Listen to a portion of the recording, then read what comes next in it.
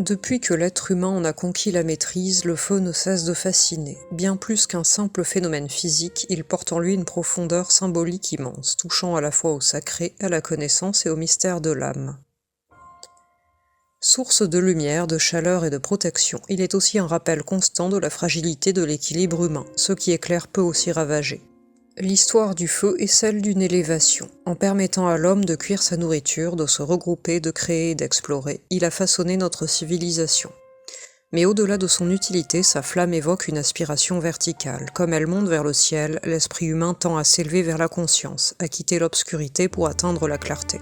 Toutefois, cette force, aussi lumineuse soit-elle, demeure ambivalente. Elle peut purifier comme elle peut détruire. Elle est énergie de création mais aussi de colère, de désir, de chaos. Dans bien des traditions spirituelles, le feu est vu comme un agent de transformation. Il consume l'ancien pour laisser émerger le nouveau. Traverser le feu revient à accepter une forme de dépouillement, une mort symbolique qui prépare à la renaissance intérieure. De nombreuses cultures et religions lui donnent un rôle central. L'hindouisme, par exemple, distingue 3 formes de feu, celui du foyer, Agni, celui de la foudre, Indra, et celui du soleil, Surya. Chacune représente une facette essentielle de l'existence, la vie matérielle, la force spirituelle et la lumière de la connaissance. Le christianisme, lui aussi, en fait un symbole puissant, des chérubins aux épées de feu du jardin d'Éden, aux buissons ardents de Moïse, jusqu'au feu nouveau de Pâques, cette présence incandescente accompagne les révélations, les jugements et la purification. Le feu devient ainsi signe de la présence divine, mais aussi de l'amour qui éclaire l'âme. L'alchimie spirituelle s'empare également de cet élément. Elle voit dans la rencontre entre l'eau, passive lunaire, et le feu, actif solaire, le cœur du travail de transmutation.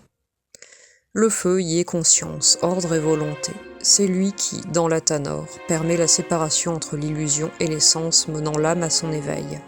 La franc-maçonnerie, enfin, y voit un principe de lumière initiatique. Lors des rituels, le feu symbolise la parole créatrice, l'amour fraternel et la transformation intérieure à travers l'épreuve.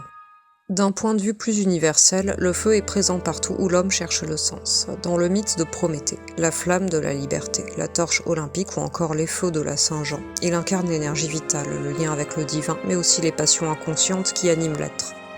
Le feu, finalement, est le reflet de ce que nous sommes, un équilibre fragile entre élévation et chute, entre clarté et excès. Il est l'épreuve et le guide, il ne suffit pas de l'allumer, encore faut-il apprendre à l'entretenir, à le respecter et à écouter ce qu'il murmure dans ses flammes. Bonne journée et à bientôt pour de nouveaux contenus.